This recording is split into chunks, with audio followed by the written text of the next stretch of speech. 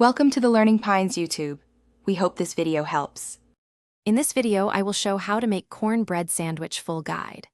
Preheat oven to 425 degrees F and grease an 8-inch pan. Combine 1 cup cornmeal, 1 cup flour, 1 tablespoon baking powder, 1/4 teaspoon salt, and 2 tablespoons sugar in a bowl. Then whisk in 2 eggs, 1 cup milk, and 4 tablespoons melted butter until smooth. Pour batter and bake for about 20 minutes until golden and set. Warm and friendly tip time. Assemble fillings while the cornbread cools slightly so it holds together when sliced. Slice the cornbread into 2 thick rounds or squares. Layer your chosen filling like shredded cheddar and ham, or black beans and avocado. Add a spread such as honey butter or chipotle mayo. Press gently and toast lightly in a skillet or sandwich press for a crisp exterior and gooey, flavorful center. In this video, I will explain how to make cornbread sandwich full guide. Quick recommendation.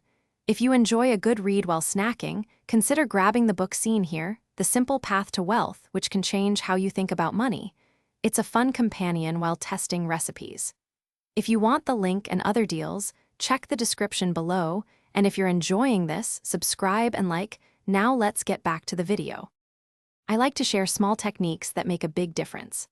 Let the cornbread rest 5 to 10 minutes so it firms up.